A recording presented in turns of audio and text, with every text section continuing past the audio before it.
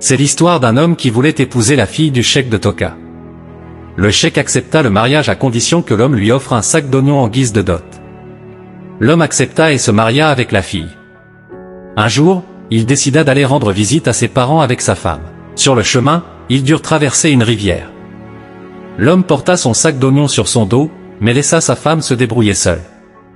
La femme trébucha et tomba dans l'eau. Elle appela son mari à l'aide, mais il lui répondit « Sauve-toi toi-même. Qu'est-ce que tu vaux face à un sac d'oignons ?» Il laissa sa femme et continua son chemin. Arrivé chez ses parents, il leur raconta ce qui s'était passé.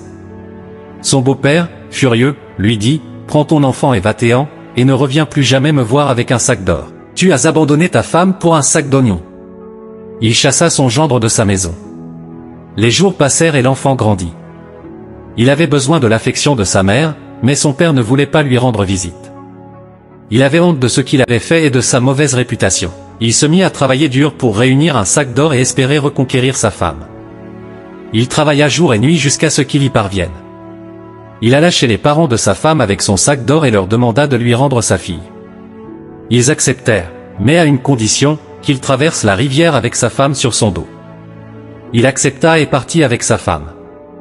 Sur le chemin du retour, quand il arriva à la rivière, il posa son sac d'or et prit sa femme sur son dos.